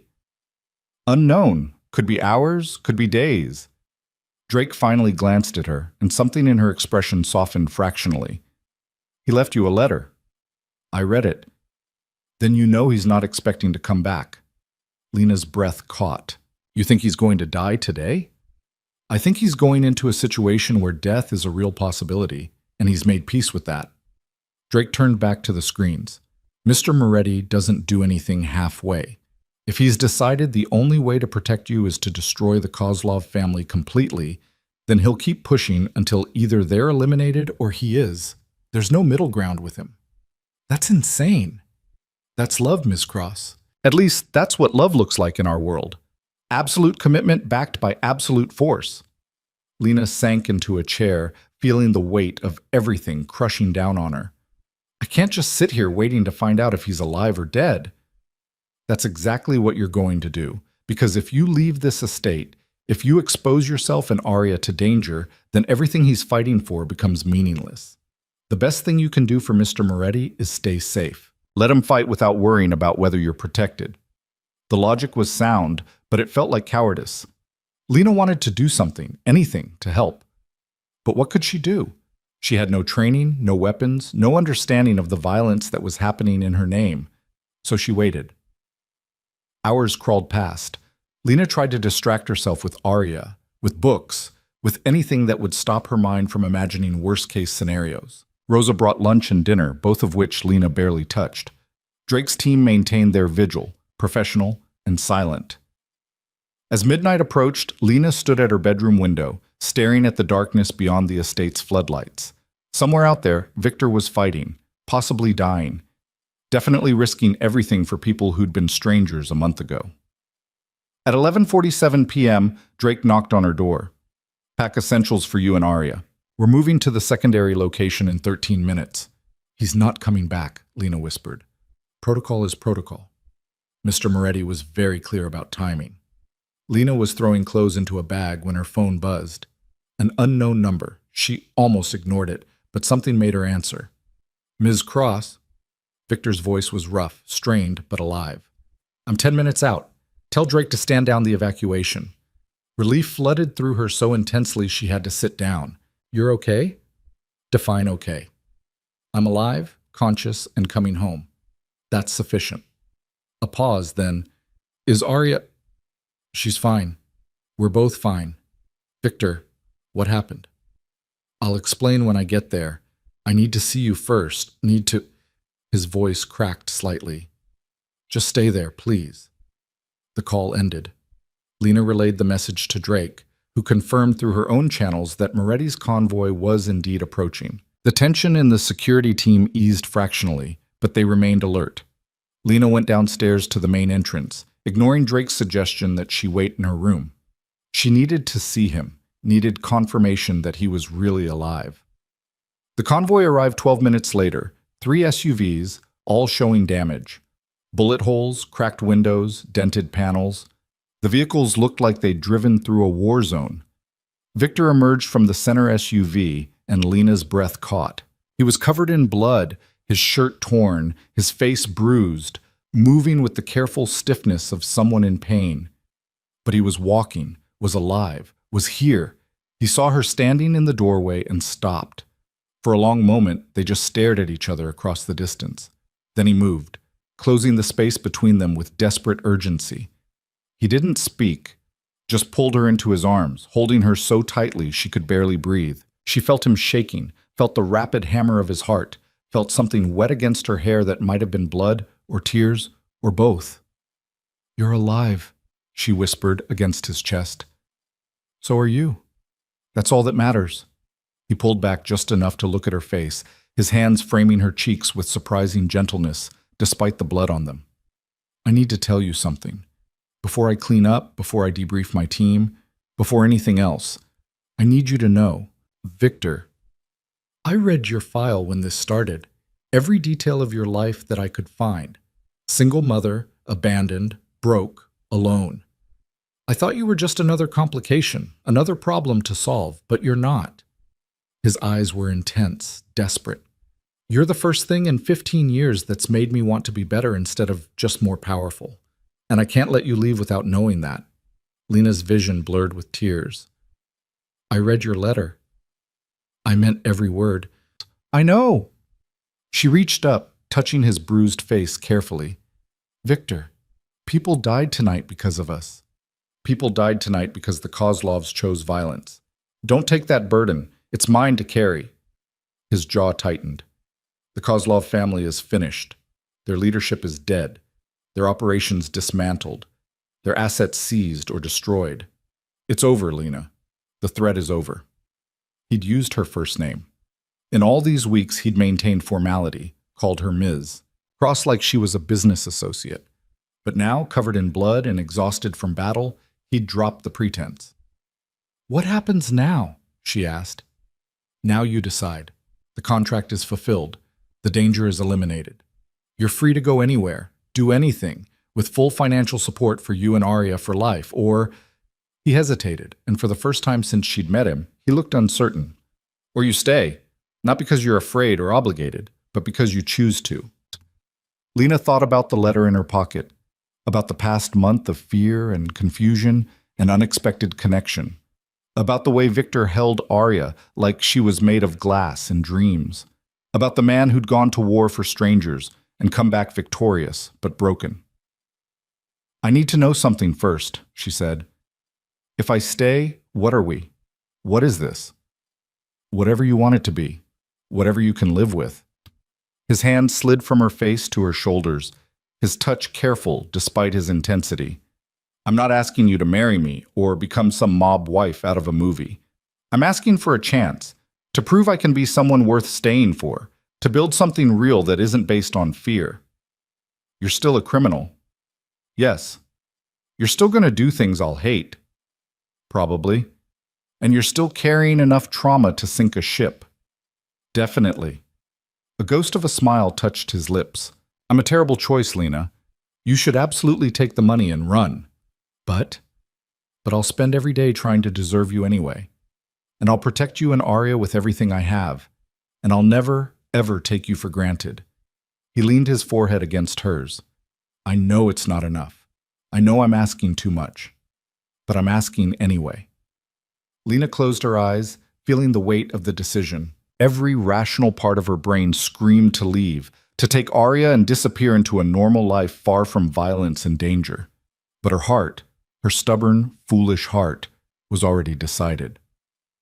"I'll stay," she whispered. "Not forever. Not without conditions. But I'll stay, and we'll figure out what this is together." Victor's breath released in a rush. "You mean it?" "I read your letter 3 times trying to find a reason to run. Couldn't find one strong enough." She opened her eyes, meeting his gaze. "I'm terrified, Victor. Terrified of what it means to choose this life. But I'm more terrified of walking away and spending the rest of my life wondering what we could have been." He kissed her then, gentle despite the desperation behind it, careful like she might break. His lips were split and bleeding, and he tasted like copper and hope. When he pulled back, his eyes were wet. "I don't deserve this. Don't deserve you." "Probably not. But I'm choosing it anyway." She touched his face again, tracing the bruise forming under his eye. "Now go clean up and let a doctor look at you. You look like you got hit by a truck. 3 trucks, actually, and a building." He managed a real smile. "But I won. We won." Rosa appeared with medical supplies and started directing Victor toward the infirmary. He went without protest, but kept looking back at Lena like he was afraid she'd disappear. Drake approached once he was gone, her expression unreadable. "You're staying." "Yes." "You understand what that means? The target on your back doesn't disappear just because the Kozlovs are gone. There will always be another threat, another family, another crisis." "I know. And you're choosing this anyway." Lena looked down at Arya, who'd slept through the entire conversation, peaceful and perfect. "I'm choosing him, for now. We'll see what happens next." Drake nodded slowly. "He's going to propose within 6 months, probably less, just warning you." "How do you know?" "Because I've worked for him for 5 years, and I've never seen him look at anyone the way he looks at you. That man would burn down the world for you, Ms. Cross. Make sure you're ready for what that means." Over the next few hours, the full scope of what Victor had done became clear. He'd struck every major Kozlov operation simultaneously, 27 locations across 3 states. The coordination had been surgical, the execution brutal. By the time the sun rose, the Kozlov family's North American presence was completely eliminated. The cost had been high. Victor had lost 8 men, with another 15 wounded, but he'd won decisively, sending a message to every other family that his protection was absolute. Lena sat in the infirmary while a doctor stitched a gash on Victor's shoulder. He'd refused anesthetic, claimed he needed to stay alert. She watched him endure the pain without flinching, this man who'd orchestrated mass violence and come home to hold her with bleeding hands. "Tell me about Daniel," she said suddenly. "Did you find him?" Victor's expression hardened. "He's dead. Killed during the raid on the Montreal safe house. Tried to fight his way out and failed." "Good," Lena said, surprising herself with her vehemence. "He deserved it for what he did to us." "To you," Victor corrected. "He did this to you. You and Arya. I'm just the collateral damage." "You're not collateral damage. You're—" She stopped, unsure how to finish. "What am I, Lena?" She met his eyes. "You're the man who saved us. Who gave us a home when we had nothing, who went to war for strangers and came back broken but victorious." She took his hand carefully, avoiding the doctor's work. "You're the man I'm choosing to trust." The doctor finished stitching and left them alone. Victor pulled Lena close, tucking her against his uninjured side. "I need you to understand something," he said quietly. "I can't be normal. I can't give you a white picket fence and boring stability. My life is dangerous, complicated, and sometimes ugly. If you stay, that becomes your life too." "I know. And I need you to tell me if it becomes too much. If you wake up one day and realize you've made a mistake, I'll let you go, Lena. I won't trap you, won't manipulate you. You'll always have the choice to leave. What if I don't want to leave? Then I'll spend every day trying to make sure you never regret staying." They sat in silence, exhausted and bloody, and holding on to each other like lifelines. Outside, dawn was breaking over the estate. The damaged wall was being repaired. The guards were changing shifts. Life was continuing, adapting, moving forward despite the violence. 3 days later, Victor called Lena to his study. She'd been expecting this. Some final conversation, some closing of the book on their strange arrangement. Instead, she found him at his desk with legal documents spread across the surface. "I want to adopt Arya," he said without preamble. "Legally, officially, not as a strategic move or protective measure, as her actual father." Lena's breath caught. "Victor, I know I'm not her biological father. I know I have no real claim to her, but I love her, Lena. I've loved her since that first moment I held her in my study and she grabbed my finger. I want to be her father. I want to give her my name, my protection, my everything." He stood, moving around the desk. "But only if you agree. Only if you want that for her." Lena thought about the past month, about the way Victor looked at Arya with such tenderness, about the music box that played Elena's lullaby, about the nursery he'd prepared before they ever arrived, about the war he'd fought to keep them safe. "She needs a father," Lena said slowly. "A real one. Someone who'll be there, who'll protect her, who'll love her unconditionally. I can be that. I want to be that. Then yes, adopt her. Be her father. Give her what I can't give her alone." Victor's control finally broke. He pulled Lena into his arms and held her while he cried, silent, shaking sobs that seemed to come from somewhere deep, and broken. She held him back, understanding that this wasn't just about Arya. This was about Sophia, about Elena, about all the family he'd lost and the second chance he never expected. "Thank you," he whispered against her hair. "Thank you for trusting me with her. Thank you for wanting her, for wanting us." They stood there in his study, holding each other while the documents waited. Outside, the estate was secure.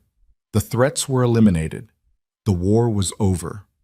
But something new was beginning. Something that scared Lena as much as it excited her. A family. Not built on blood or biology, but on choice and commitment, and the desperate hope that broken people could build something beautiful together. It wouldn't be easy. It wouldn't be safe. But it would be theirs. And that was enough. The adoption proceedings took 3 weeks, but with Victor Moretti's legal team and Judge Castellano's cooperation, what should have been a months-long process was compressed into something resembling efficiency. Lena sat in the judge's chambers with Arya in her arms, while lawyers shuffled papers and spoke in the formal language of legal transformation. "Do you, Lena Marie Cross, consent to the adoption of your daughter, Arya Cross, by Victor Adrian Moretti, understanding that this grants him full parental rights and responsibilities?" Lena looked at Victor, who sat beside her in a suit that made him look more like a businessman than a crime boss. His eyes were fixed on Arya, and the expression on his face was one of complete devotion. "I do," Lena said clearly. "I consent." Judge Castellano signed the documents with a flourish. "Then by the power vested in me by the state, I hereby grant this adoption. Arya Cross is now legally Arya Moretti, daughter of Victor Adrian Moretti and Lena Marie Cross. Congratulations." Victor's hand found Lena's, squeezing gently. She squeezed back, feeling the weight of what they'd just done. Arya was legally his daughter now, not through biology or deception, but through choice. Through love. In the car ride back to the estate, Victor held Arya while Lena watched the city slide past the tinted windows. Everything looked different now. The same streets, the same buildings, but transformed by context. This was Victor's city, the empire he'd built and defended, and she and Arya were part of it now. "What are you thinking?" Victor asked. "That I just gave you legal custody of my daughter, and I'm not even scared." "Should you be scared?" Lena turned to look at him. "Probably. Normal people would be terrified. But I keep thinking about that night you held her in your study, the way you looked at her like she was the most precious thing in the world. You've looked at her that way every day since. How can I be scared of someone who loves my daughter like that?" "Our daughter," Victor corrected softly. "She's ours now." The word settled over them like a blanket. Ours.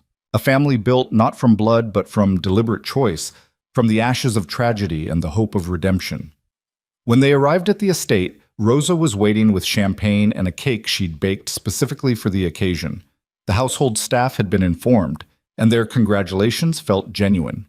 Drake even cracked a smile, which Lena had learned was Drake's equivalent of throwing a parade. That night, after Arya was asleep in her nursery, Victor found Lena in the library.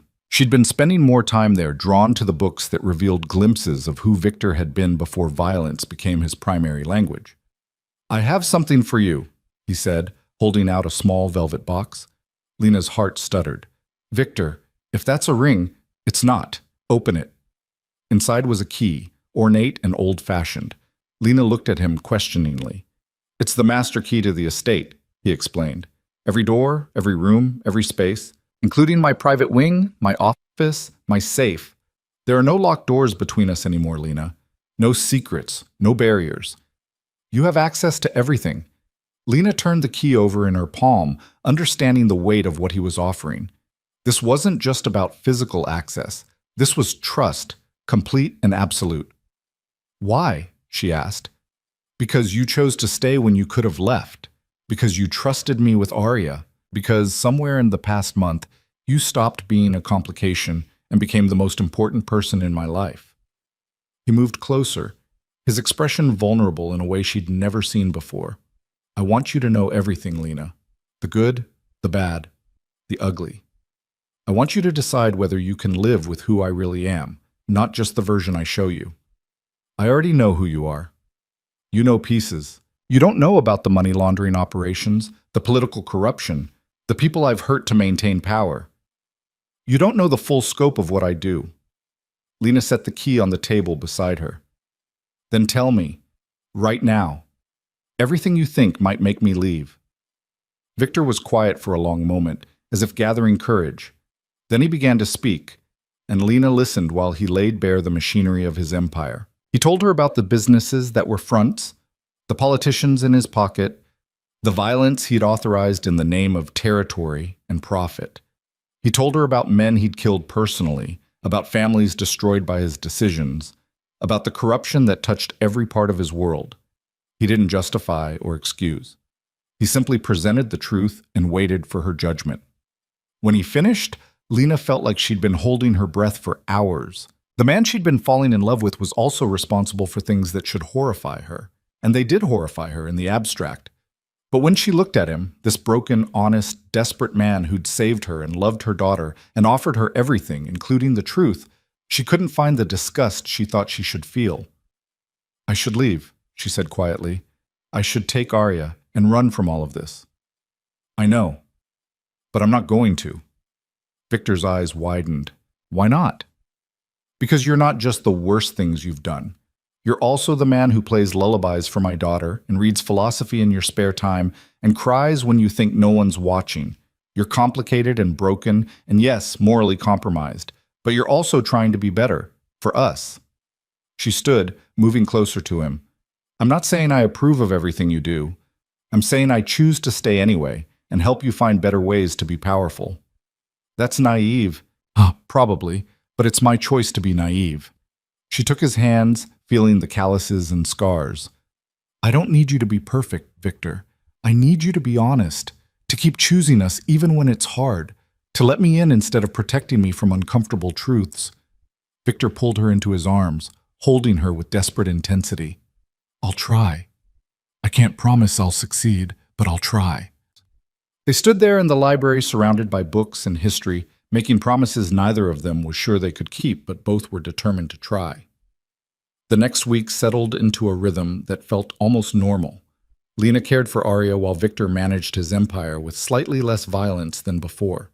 He started coming home for dinner, started asking Lena's opinion on business decisions, started including her in the life he'd kept separate for so long.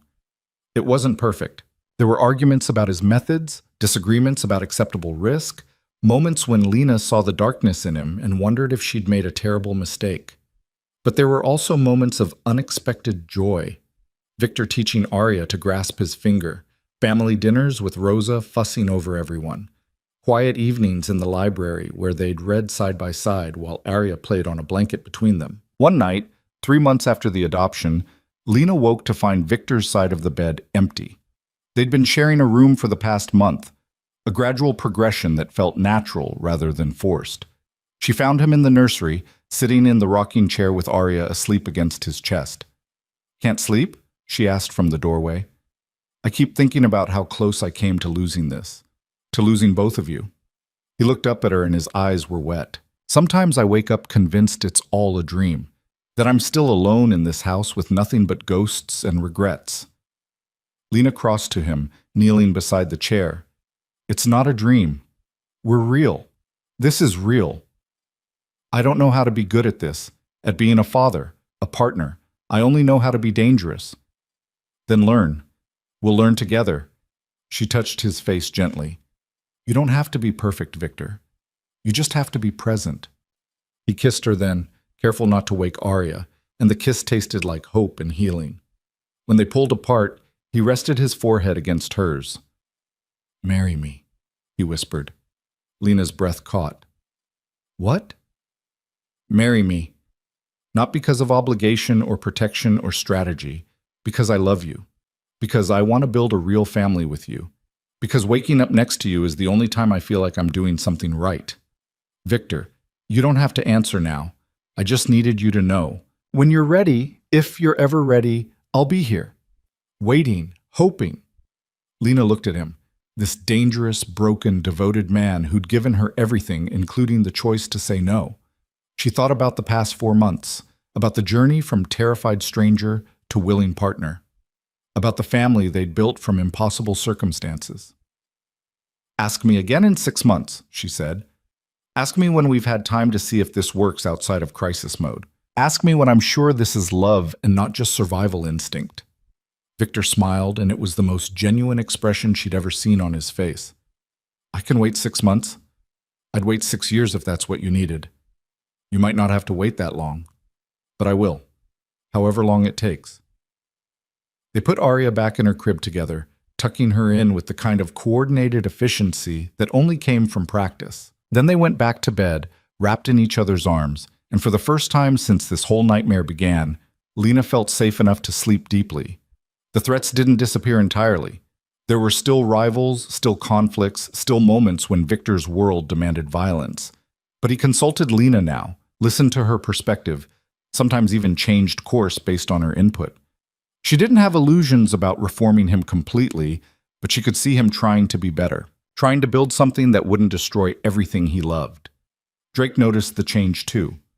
One afternoon, while watching Lena play with Arya in the gardens, Drake commented, "He's different with you, softer. I wasn't sure that was possible." "He's still dangerous," Lena said. "Of course, but dangerous doesn't mean incapable of love. Some of the most dangerous men I've known were also the most devoted to their families." Drake paused. "He's going to keep asking you to marry him until you say yes, you know. It's not a matter of if, just when." "I know." "And?" "And I'm going to say yes, just not yet. I need to be sure this is real, that we can sustain it beyond the drama that brought us together." "That's smart. He respects that." Drake smiled slightly. "But between you and me, he's already planning the wedding. Has been for weeks. I've seen the Pinterest boards." Lena laughed, the sound surprising her with its genuineness. "Victor Moretti has Pinterest boards for our wedding?"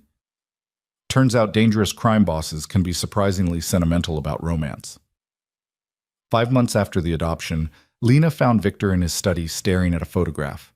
She recognized it immediately, Elena and baby Sophia, taken in the gardens she'd designed. The photograph that had once lived in a drawer now sat on his desk in a silver frame. "I used to hide this," he said without looking up. Looking at it hurt too much. "What changed?" "You did. Arya did. You reminded me that remembering doesn't have to mean drowning." He turned to face her. "I spent 15 years trying to forget them because the pain was unbearable, but you taught me that I can hold both, grief for what I lost and gratitude for what I found.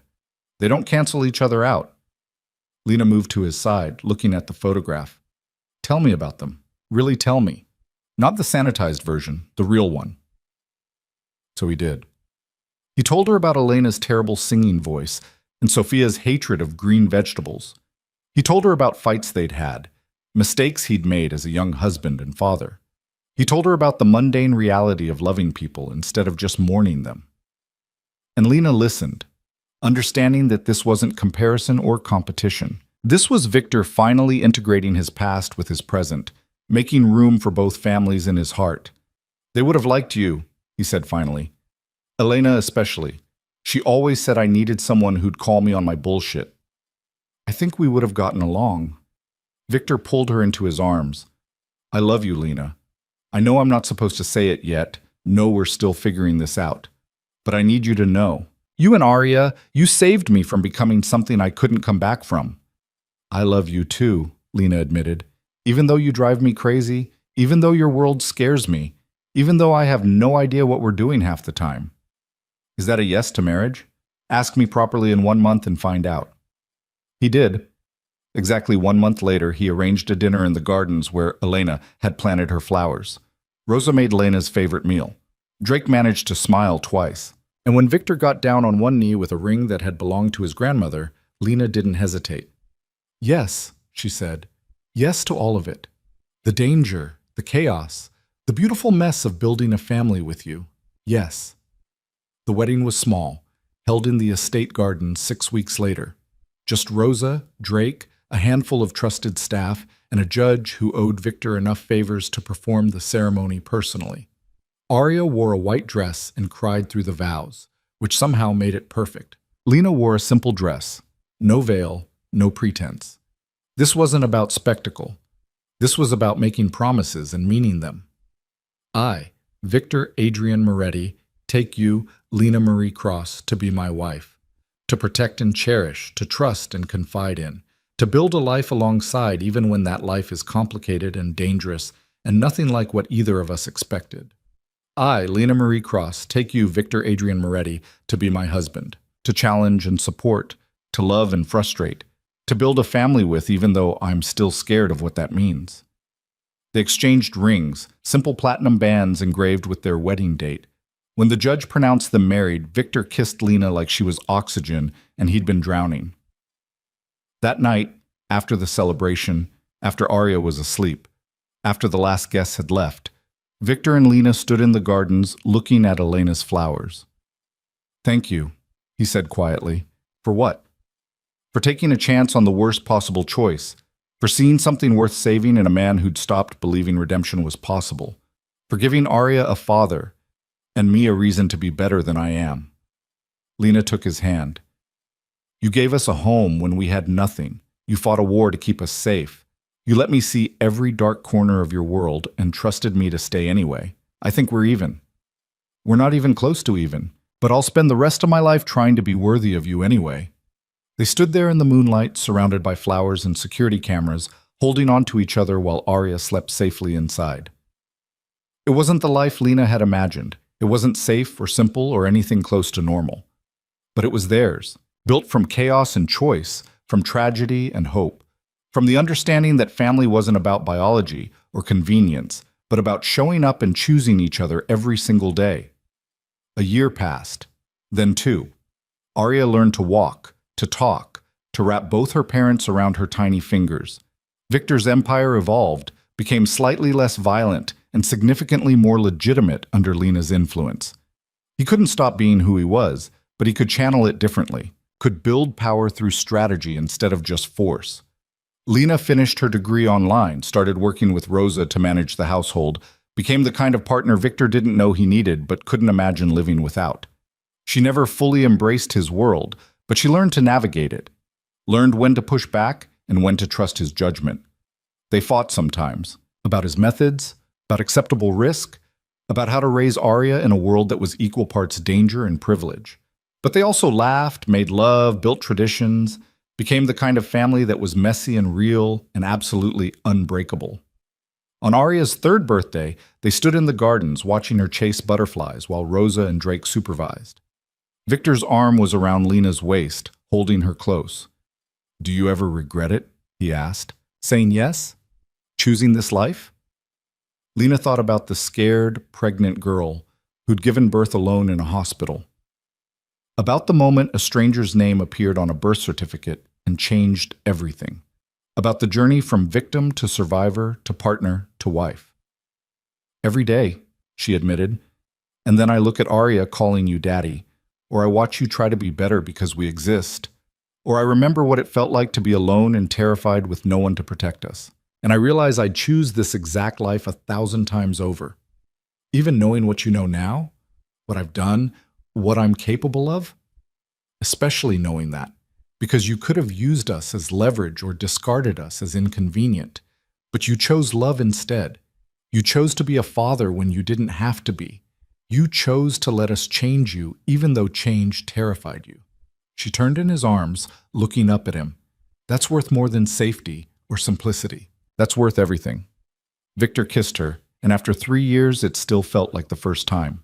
Like possibility and promise and the stubborn hope that broken people could build something beautiful together. Arya shrieked with delight, having caught a butterfly.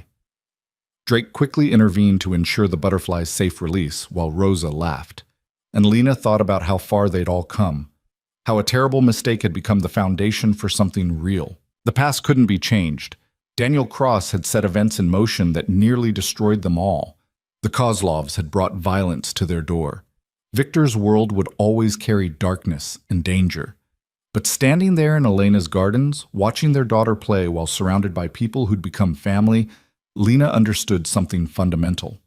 The past didn't have to define the future. Mistakes could become miracles. And family wasn't about perfection. It was about choosing to stay, to fight, to love, despite everything that said you shouldn't. Victor pulled her closer, resting his chin on top of her head. "I love you, Lena Moretti." I love you too, Victor, even when you drive me crazy. Especially then, I hope. Especially then, she agreed. Arya ran to them, demanding to be lifted. Victor scooped her up, settling her between them, and they stood there as the sun set over the estate. A crime boss, a survivor, and a child who'd brought them together. A family forged in fire and sealed with choice. It wasn't the life anyone would have chosen in the beginning, but it was the life they'd built together, piece by piece, day by day, choosing love over fear and hope over despair. And that made it perfect. Not because it was easy or safe or anything close to normal, but because it was theirs, completely, absolutely, unshakably theirs. The baby who shouldn't have brought them together became the daughter who made them whole. The man who should have been a monster became a father who loved fiercely. The woman who should have run became the partner who stayed and fought and loved anyway. And together, they became a family that proved redemption wasn't about deserving second chances. It was about taking them when they appeared and refusing to let go no matter how hard the world tried to tear them apart. In the end, love won. Not because it was easy, but because they chose it every single day. And that was enough. More than enough. It was everything.